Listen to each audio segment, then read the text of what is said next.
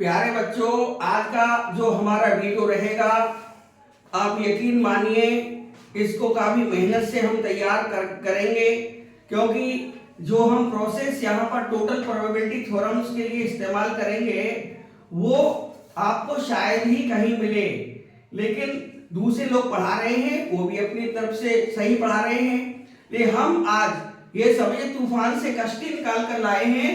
बाकी आपको वीडियो पढ़ने के बाद, समझने के बाद खुद महसूस होगा कि वास्तव में ये तूफान से कश्ती ही निकल कर आई है।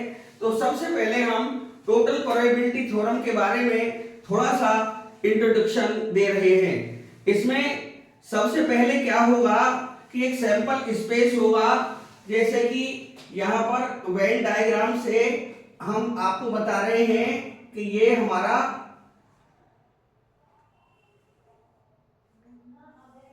सैंपल स्पेस एस है और इसमें हमको पहले से ही कुछ इवेंट्स मालूम हैं, कुछ इवेंट्स हमको पहले से ही मालूम है, और भी इवेंट्स हो सकती हैं। और ये लास्ट इवेंट nth इवेंट है। माना ये हमारी इवेंट E1 है, ये हमारी इवेंट E2 है, ये इवेंट E3 है, और बीच वाली और सारी इवेंट्स हैं, और लास्ट इवेंट हमारी मान लीजिए En है। और हमको एक प्रोबेबिलिटी इवेंट ए की निकालनी है। मान लीजिए ये इवेंट ए है, इसकी हमको प्रोबेबिलिटी निकाल कर देनी है, और हमको पहले से ही ये मालूम है कि E1, E2, E3 dash dash dash En event हो चुकी है। तो यहां पर बड़ा क्लियर है, हमें हम प्रूफ दे रहे हैं।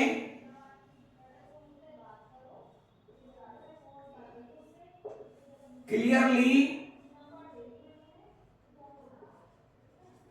A इज इक्वल टू जो आएगा हमारा A इंटरसेक्शन S आएगा, क्योंकि जो हमारा इवेंट A है ये S में से ही लिया गया है। तो A का जो वैल्यू प्राप्त होगा A और S का इंटरसेक्शन ही होगा।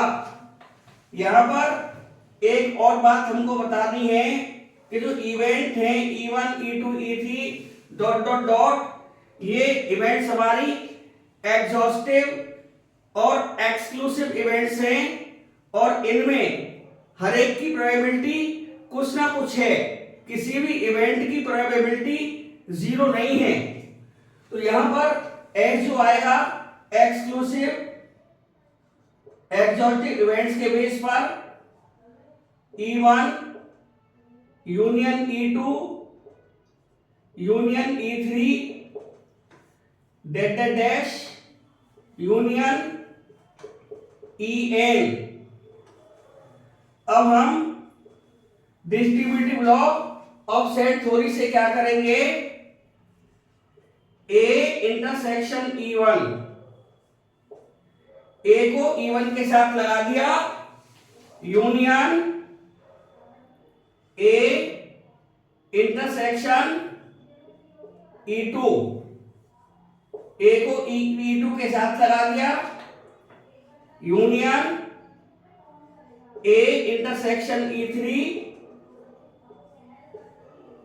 Dot dot dot, union A intersection En।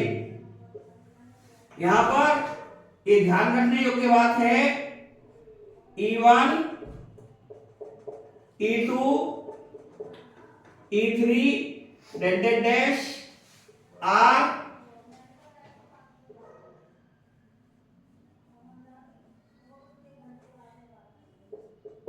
Disjoint events हैं एंड एग्जॉस्टिव।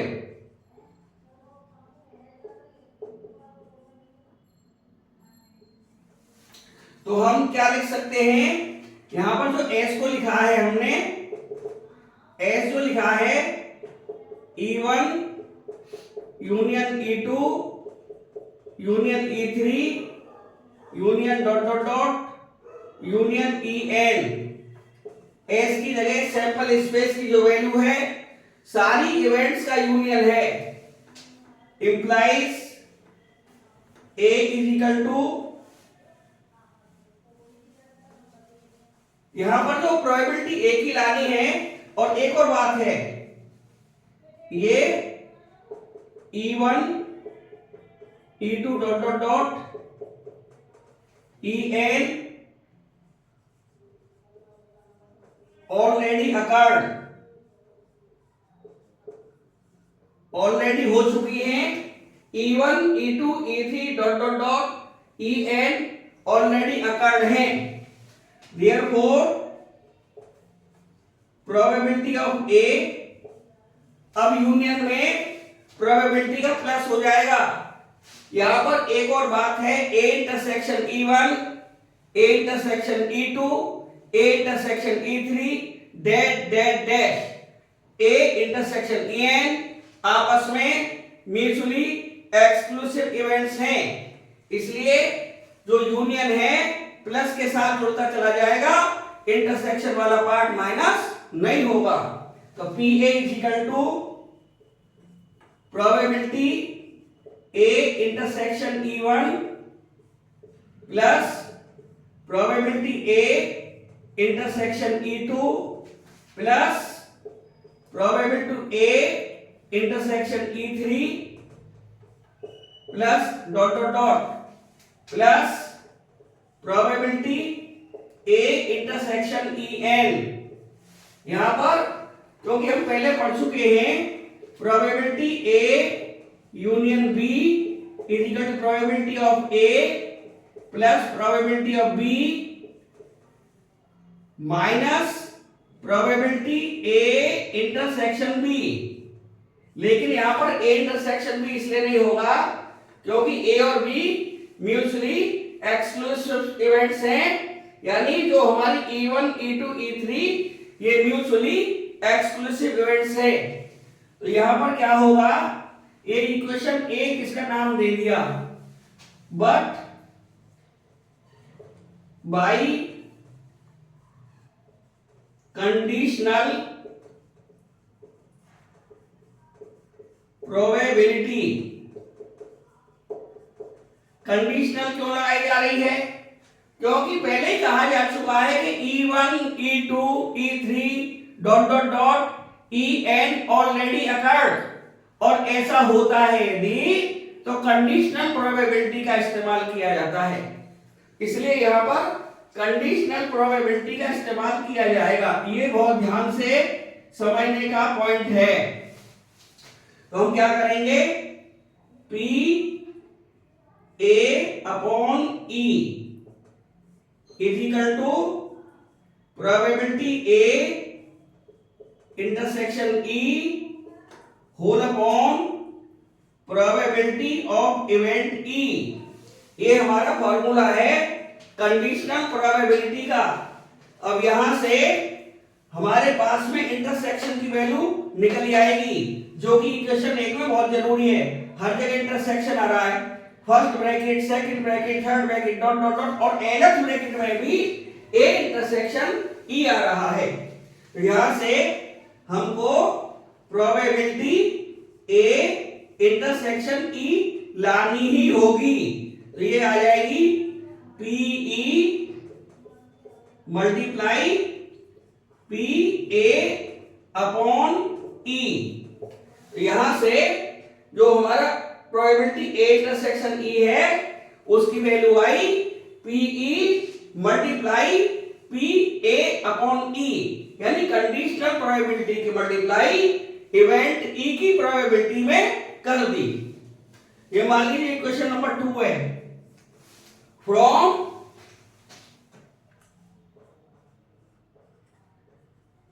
इक्वेशंस 1 एंड 2 यहां से क्या मिलेगा, PA is equal to P E1 multiply PA upon E1। Equation 2 से PA इंटरसेक्शन E की वैल्यू आई थी PE multiply PA upon E। तो ये वाली वैल्यू से इसकी मदद से इक्वेशन 1 में ये वैल्यू यहां पर डाल दी।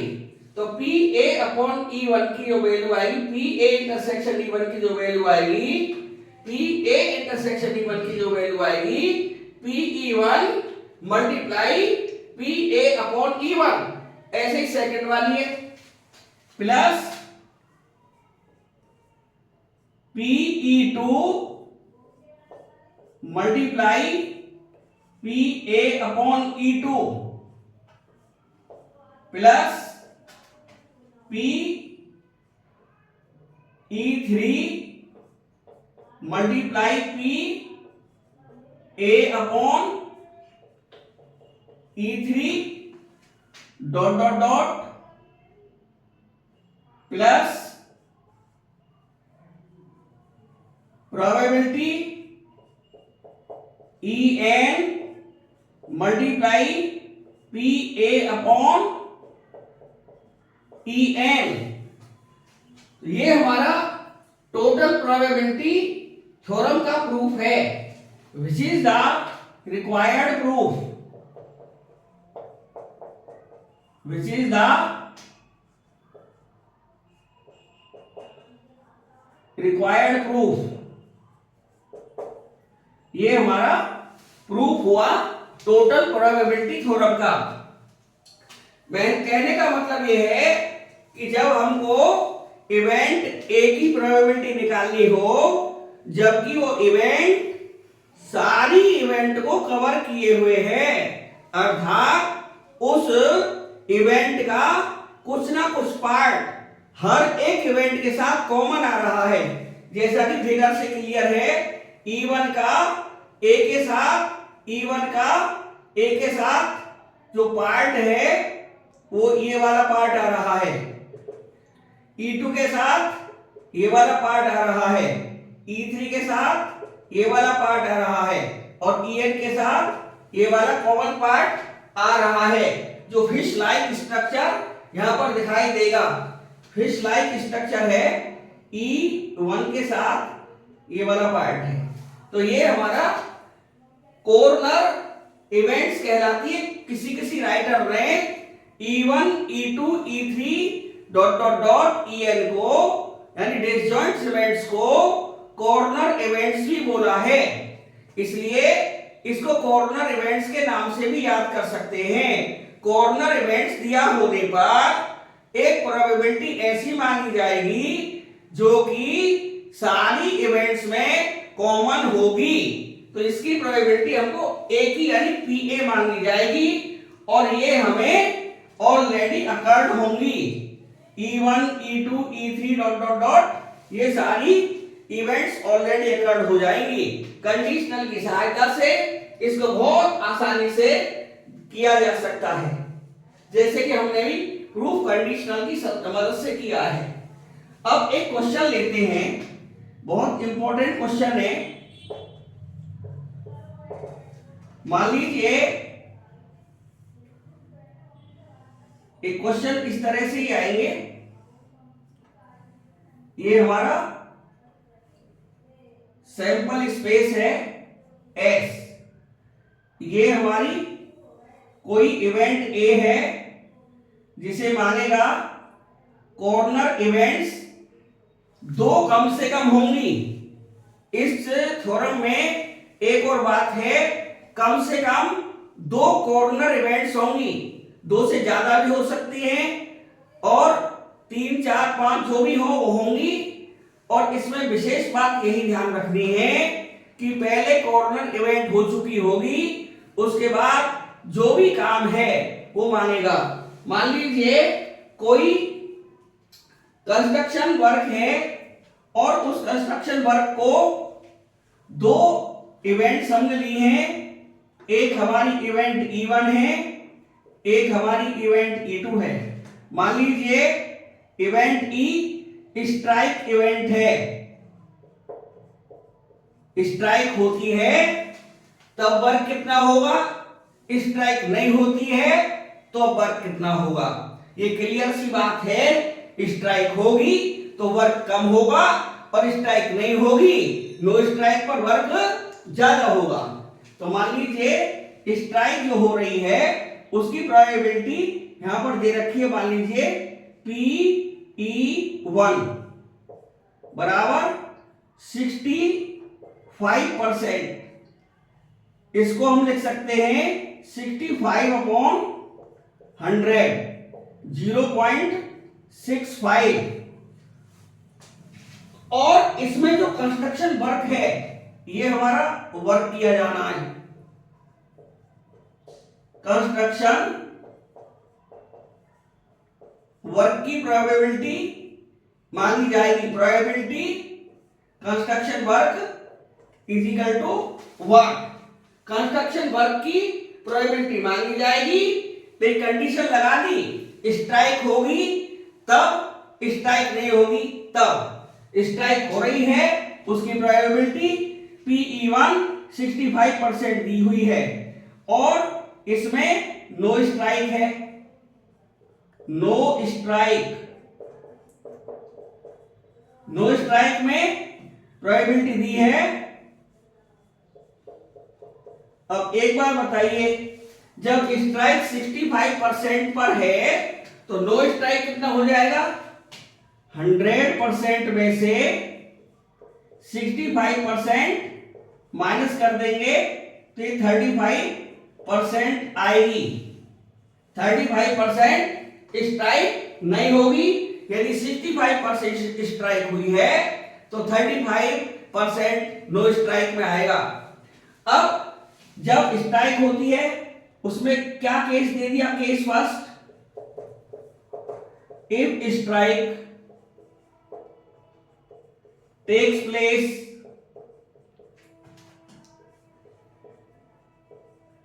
तो ये कह रहा है work done is equal to 32%। ये वैसे ही डेटा ले लिया गया है, ये डेटा चेंज भी हो सकता है। केस सेकंड में कह दिया, यानी क्या क्या हुआ, ये स्ट्राइक होगी तो वर्क डन, यानी कंडीशनल प्रोबेबिलिटी हो गई।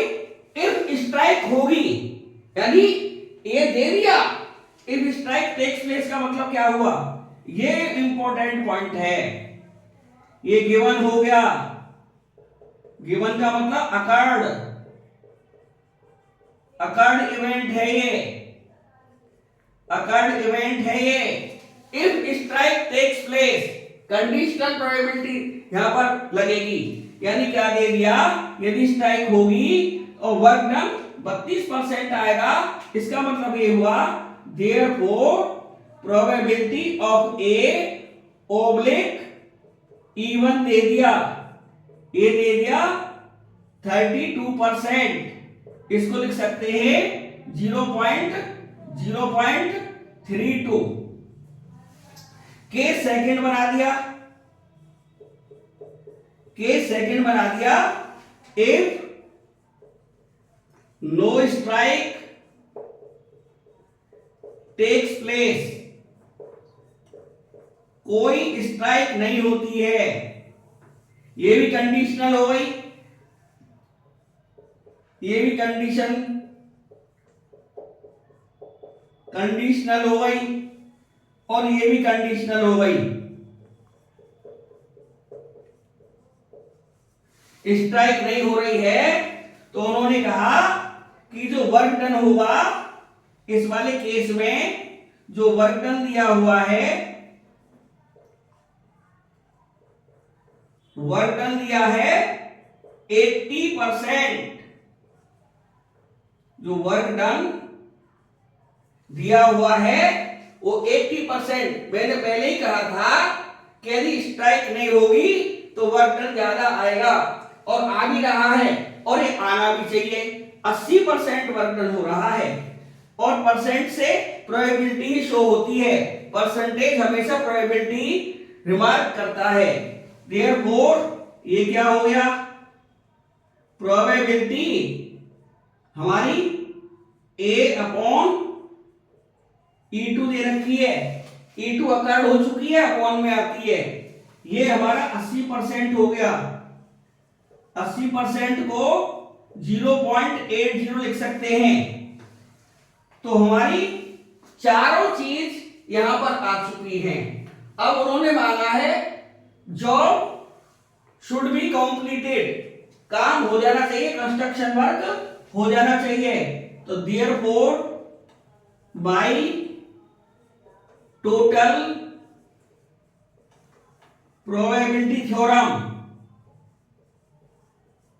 टोटल प्रोबेबिलिटी थ्योरम से क्या कर सकते हैं हम, PA is equal to PE1 multiply PA upon E1 plus probability of event E2 PE2 multiply PA upon E2। ये जो इवेंट्स है जो ऑलरेडी अकर्ड हो चुकी होती है, इनकी संख्या ज्यादा भी हो सकती है, ये नंबर में इंक्रीज भी कर सकती हैं। अब हमको इसे वैल्यू भरनी है, वैल्यू भर के हम देखेंगे कि हमारा कितना आंसर आ रहा है। ये आंसर एक को जंप नहीं करना चाहिए, एक से ज्यादा प्रोबेबिलिटी कभी नहीं होनी चाहिए। अब देखते हैं कि ये कितना आंसर प्रोवाइड करा रहा है। तो यहां पर वैल्यू डाल देंगे, वैल्यू डालने के बाद बस कैलकुलेशन रह जाएगी। तो therefore PA is equal to PE1 की वैल्यू 0.65 है, 0.65 मल्टीप्लाई PA अपॉन E1 0.32, 0.32 यानी 65% स्ट्राइक होगी तो वर्क डन 32% आएगा, प्लस PE2 की वैल्यू हमने 100 में से माइनस करके निकाला था, तो ये हमारा निकल कर आया था 35% नो स्ट्राइक PE2, ये PE1 नहीं था, PE2 था। तो PE2 की वैल्यू हमारे पास में 35% है, यानी 0.35। और क्योंकि इसमें स्ट्राइक नहीं हो रही है, वर्क डन ज्यादा है, 0.80 की मल्टीप्लाई कर लेंगे, 0.80। अभी कैलकुलेशन रह गई, मल्टीप्लाई करें 0.65 में 0.32, 2 5 या 10, 2 6 या 12, 1 13, 3 5 या 15, 3 6 या 18 और 1 19, 0 8 10 2 1 2 3 4, ये आया 0.2080 प्लस, अब दूसरी वाली मल्टीप्लाई रह गई है, ये मल्टीप्लाई आई 0 का 0, 8 5 या 40, 4 कैरी, 8 3 या 24 और 4 28, 0.2800। अब इसको ऐड कर लेंगे तो ये आया 0 8 0 8 8 2 और 2 4 पॉइंट, तो ये आया 0.488 और परसेंटेज में लिखें तो 0.488 मल्टीप्लाई बाई 100%, ये आएगा 48.8%। तो हमारा जो फाइनल आंसर आया है वो 48.8%, ये भी सही है और पॉइंट वाला भी सही है, ये भी आंसर है, ये भी आंसर है। तो हमने देखा कि टोटल प्रोबेबिलिटी थ्योरम को करने के लिए पहले कॉर्नर इवेंट्स होनी चाहिए। दूसरी कंडीशन, इवेंट्स ऑलरेडी अकर्ड हो जानी चाहिए। उसके बाद में हमको टोटल प्रोबेबिलिटी थ्योरम लगानी है और यह देखना है कि हमें करना क्या है या हमसे पूछा क्या गया है। और इसी प्रकार से अन्य सवाल भी हो सकते हैं। तो टोटल प्रोबेबिलिटी थ्योरम के बारे में इससे बड़ा फंडा और नहीं हो सकता। ये आराम से हमने समझाया है, आपकी समझ में जरूर आया होगा। अगले वीडियो में टोटल प्रोबेबिलिटी थ्योरम के और सवाल भी ले सकते हैं और बेस थ्योरम के बारे में बेसिक्स बताए जाएंगे, इंपॉर्टेंट व्यूज बताए जाएंगे। लेकिन हमारे व्यूज बढ़ाते रहिए, चैनल को सब्सक्राइब करते रहिए, शेयर करते रहिए। अगले वीडियो में फिर मिलेंगे। धन्यवाद।